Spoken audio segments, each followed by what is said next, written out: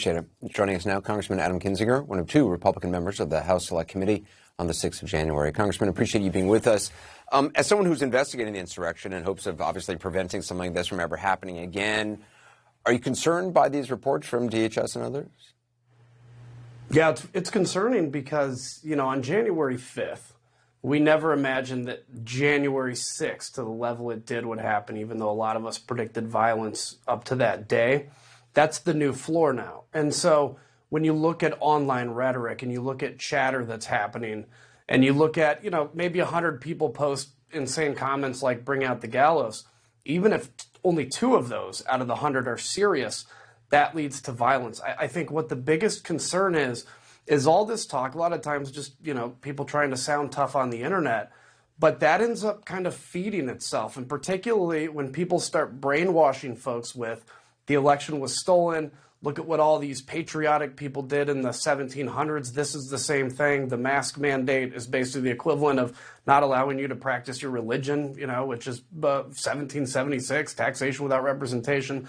Ultimately, that does grow into action, and it's a real concern. The DHS intelligence chief is saying that the increasing calls for violence are linked to conspiracy theories, false narratives. The fact that so many people, in the Republican Party, I got to say, including the former president, are still pushing the big lie and these conspiracy theories. The fact that there's a former president of the United States still pushing this stuff, it does make it all the more concerning. I mean, it gives it a legitimacy it otherwise would not have.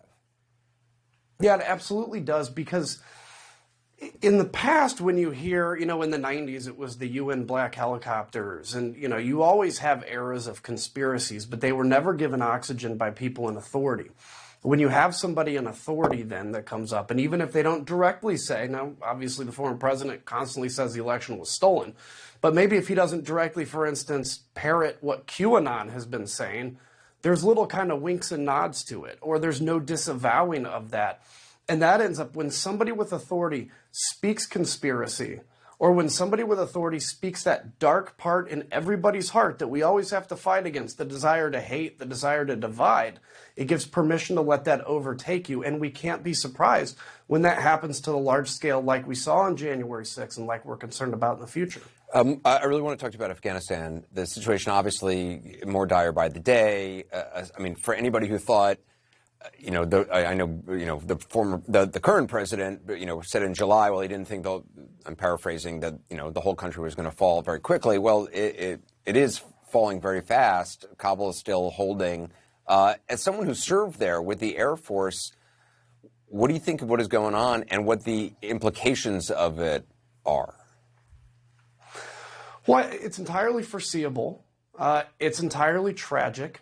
I get that, now people are talking about the polls that say, the American people support the exit. Let's keep in mind the American people supported the exit from Iraq until ISIS rose up, and then the American people strongly supported the intervention against ISIS. Leadership, especially at this level, is about leading, particularly on foreign policy issues.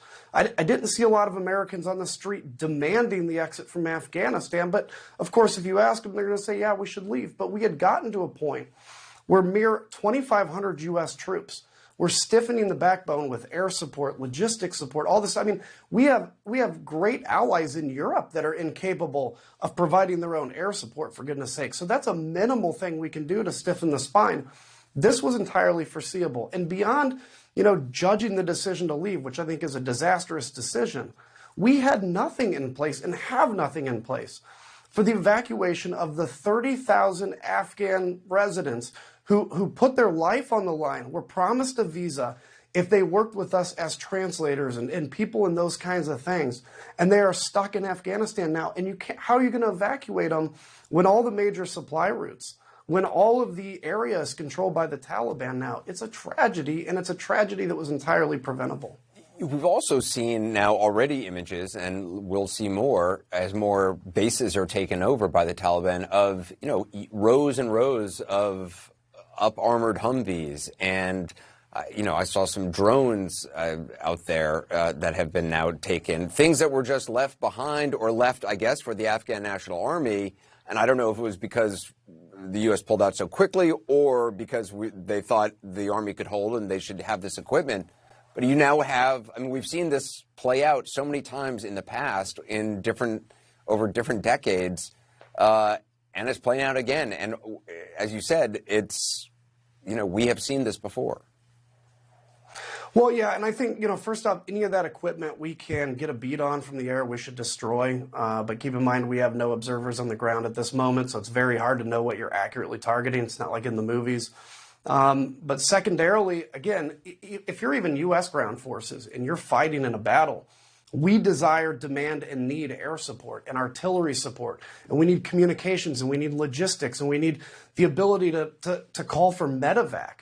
We pulled all of that out when we left Afghanistan. That was the linchpin we were provided. And even the Afghan Air Force, which was becoming more and more capable, they required U.S. contractors to keep these planes flying. The contractors were the first to leave.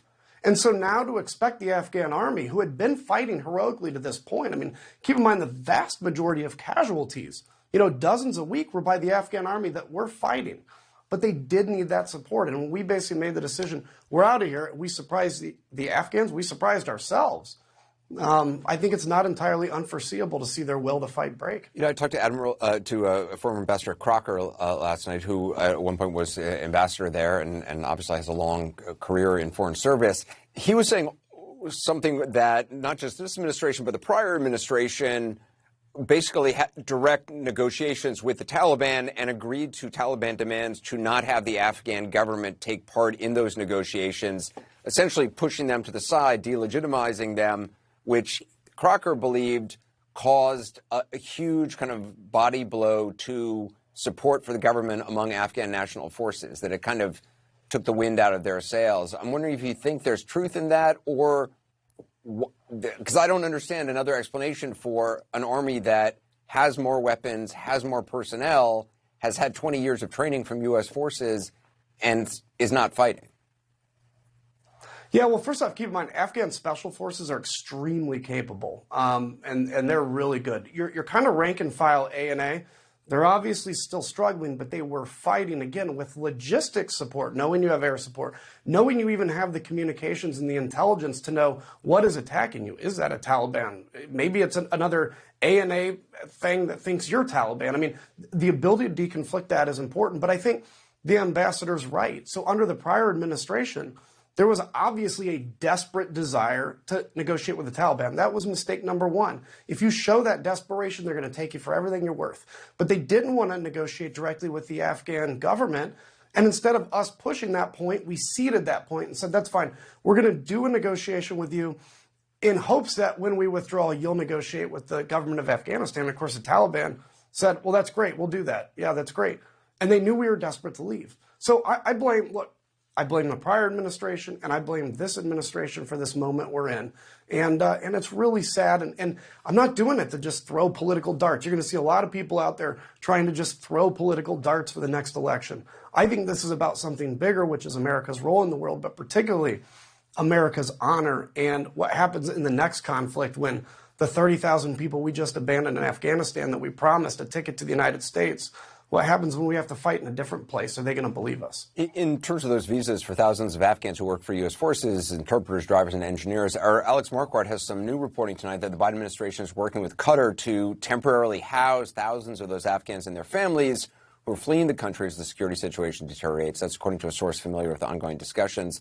I'm wondering what your reaction is to that. And regardless of what is now happening, it does seem kind of last minute and after the fact. It seems like this was not, this has been an issue going on now for years, and it was an issue in Iraq as well. Yeah, look, ever since I've been elected to Congress, I'm in my 11th year now. I've been dealing with this issue in Iraq and with Afghanistan with these special immigrant visas. You've had a slow bureaucracy. You've had people that are afraid to sign on that final dotted line because they're just afraid something's going to happen. We've been fighting that bureaucratic morass. So it's not like this is a brand new issue. And so when the decision was made to withdraw, certainly before that announcement was made, which was made, by the way, at the very beginning of the fighting season, if they'd have even delayed to the end of the fighting season, you would have bought a lot of distance for the Afghan military to come to terms with that. But regardless, that's when they should have been preparing this evacuation plan. So it's great that the Qatar option is possibly there. The administration needs to continue to lean forward as hard as they can. But there's a lot of Afghans that basically fought with us that are going to die and have died already because of lack of planning. And it's sad. But, again, it's kind of the starfish in the sea thing. Let's save as many as we can because it makes a difference. But I don't think it's going to lessen the strain on us right now. I do just quickly want to turn before we go to the January 6th Select Committee. In terms of the timeline, when do you think you're going to be issuing first requests for interviews, subpoenas? Has the initial list been decided? Well, I'll tell you this much because we don't want to kind of reveal that strategy or tactic. We are moving forward with quick speed. We want to make sure we get thorough information. We don't want to drag this out, but we also don't want to rush it unnecessarily. So rest assured, you will see some things happen in the public in the committee. That's great. But a lot of work is happening currently kind of below that public sphere. And as that comes out, it'll be pretty obvious, where we're going and what we've been doing. Congressman Kinzinger, I appreciate your time. Thank you.